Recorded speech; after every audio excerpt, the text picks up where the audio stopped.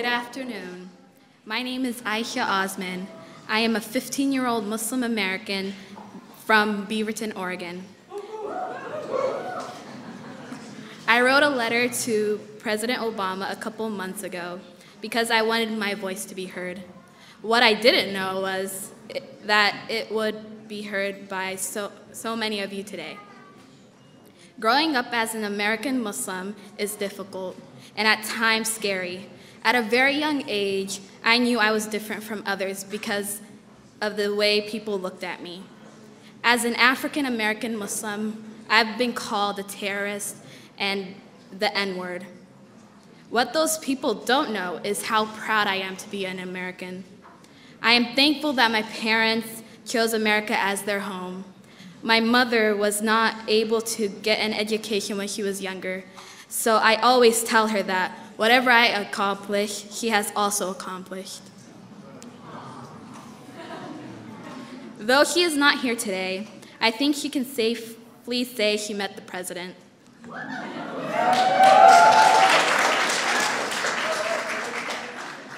I know I am the future of this country that I love, and with President Obama, I know I do not have to apologize for who I am. Yes.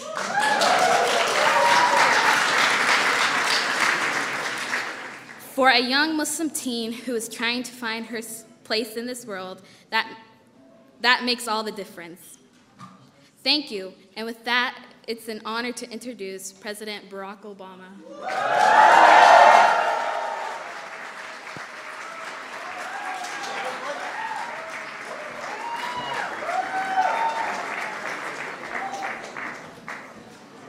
Hello, everybody. Oh, Eid Mubarak. Can everybody please give Aisha a big round of applause? It was such a kind introduction. I want to thank her for her eloquent letter and speaking out, not just for herself, but on behalf of Muslim Americans everywhere. She was a little nervous when she came out, and she did great. So I was nervous the first time I did this, but I have to admit I've done this a while now. I want to thank Rahima for sharing words from the Holy Quran. I want to welcome to the White House everybody who was here. You know, for the past 7 years, we've held our annual iftar dinner. Some of you have joined us on those occasions. This year, for my last year as president, I wanted to do something a little bit different, and I'm very proud to host this Eid celebration at the White House.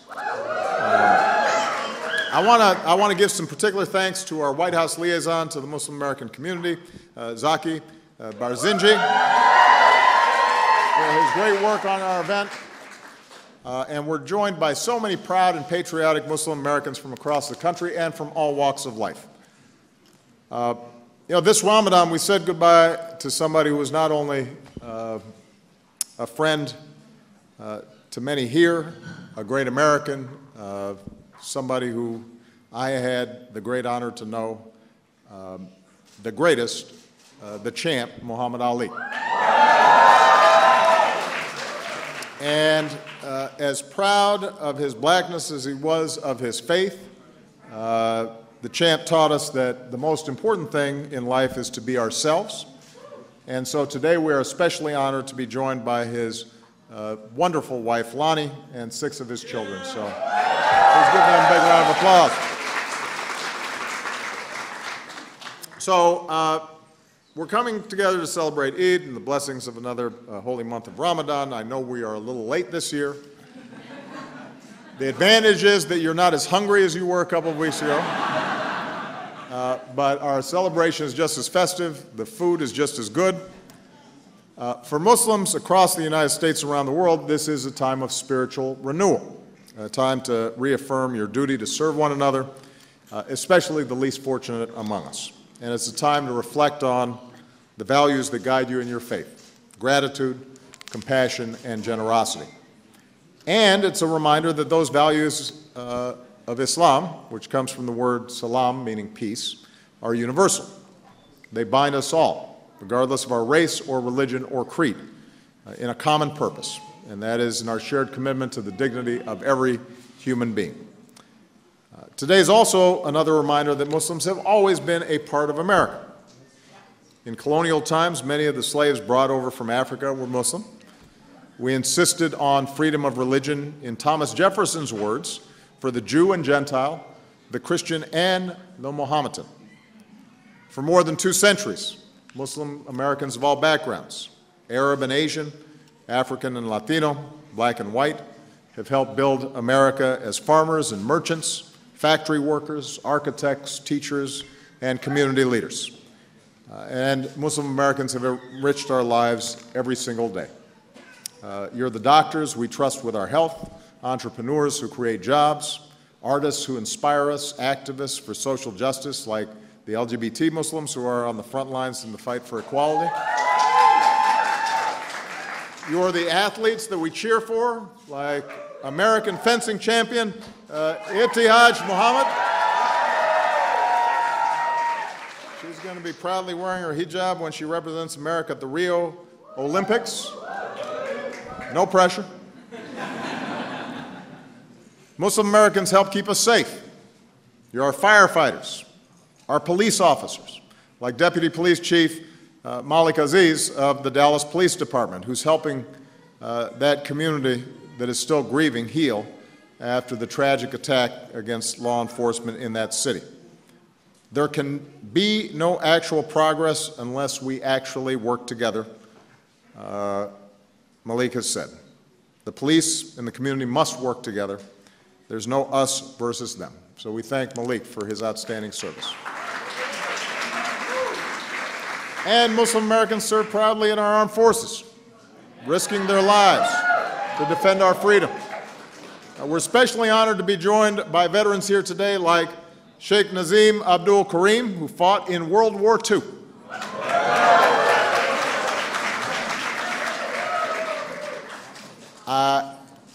He said he's 95, but I think he's lying. He looks younger. He says he tells people he's 59. But we are so proud of him and what he's done to fight for our freedom.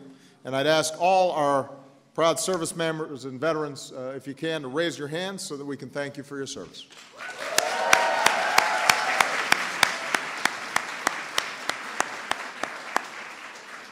By the way, I should mention that Muslim Americans aren't just heroes in real life. One of today's most popular comic book superheroes is a Pakistani-American girl named Kamala Khan, also known as Miss Marvel. And I'm a comic book fan. But it's important that our children see positive, rich portrayals of all people, including Muslims from all walks of life, not just in the national security context, in the news and TV and movies. The diversity and depth of the Muslim American experience needs to be portrayed. So, let's be clear. Muslim Americans are as patriotic, as integrated, as American as any other members of the American family. And whether your family's been here for generations or you're a new arrival, you're an essential part of the fabric of our country.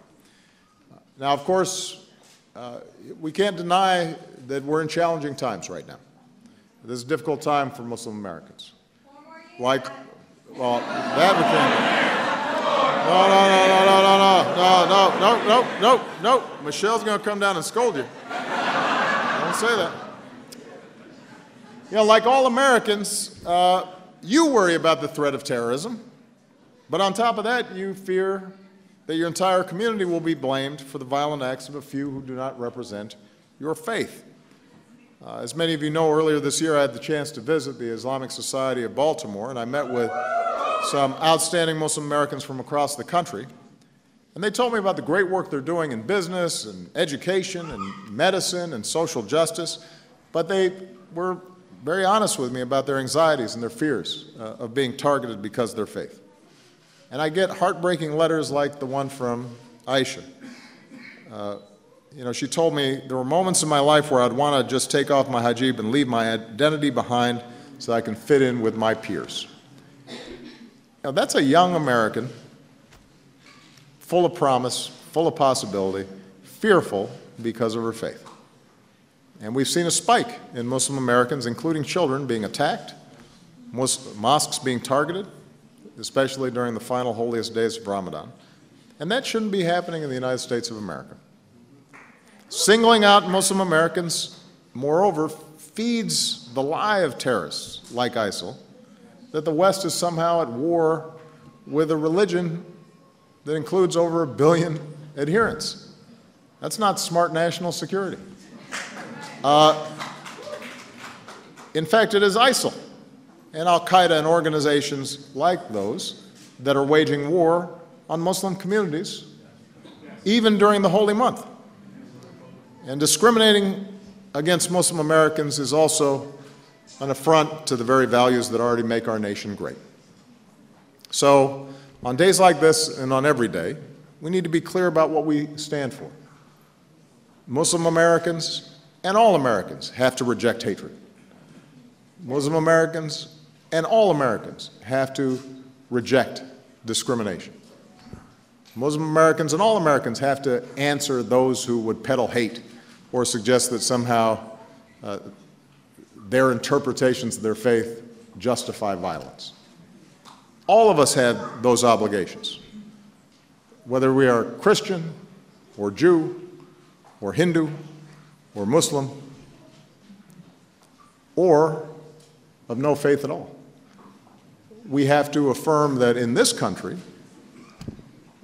it is our obligation to abide by the law, to look out for each other, to be part of a single community, and that we can still appreciate our differences and retain those things that are essential to our identities and still strongly affirm our commitment and our faith in this country. You know, we've got to rededicate ourselves to make sure that no American feels isolated or second-class citizens. And I especially want to speak to the young people who are here to make sure that you know that we see you, that we believe in you, and despite what you may sometime hear, you got to know that you're a valued part of the American family, and there's nothing that you cannot do.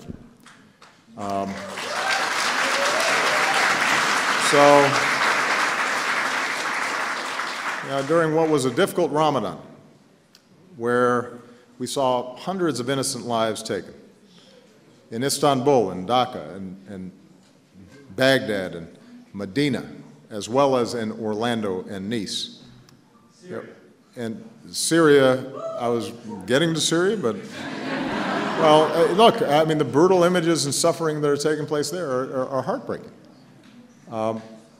And so the message has to be sent that we will stand with our friends and our allies around the world, including Muslim communities, that we will engage with those who want peace, that we will go after those who will harm innocents, that we will encourage dialogue, not just between faiths, but oftentimes within the Muslim faith itself, which has driven violence in some parts of the world.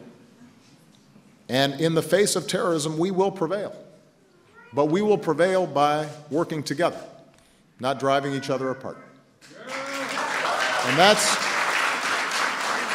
ultimately what we have to do as Americans, to stand together and look out for one another.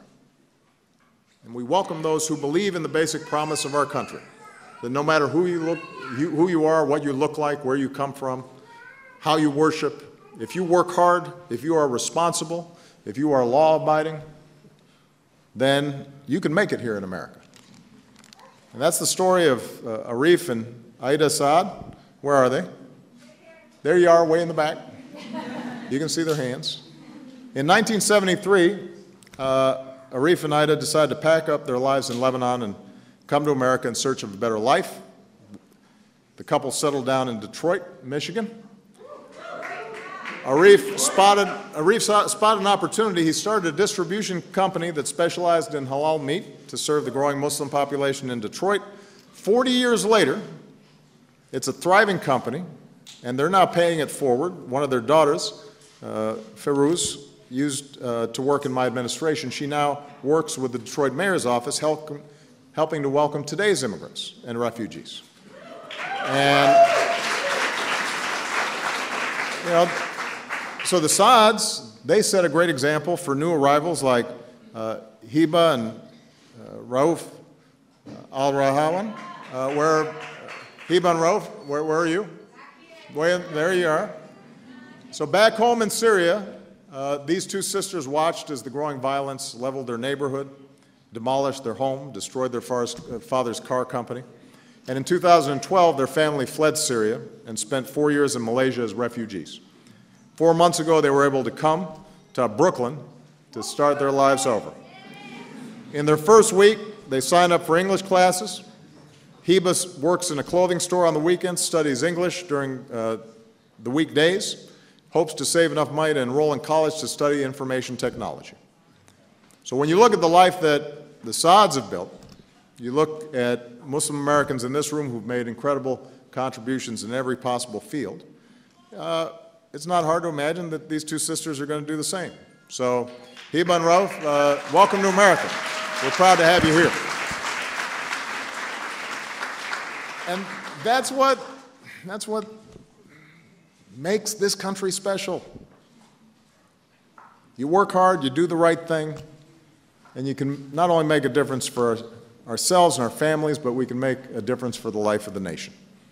So today we celebrate this wonderful holiday and honor a great faith, but we also recommit ourselves to building an America where everybody has the opportunity to achieve their dreams.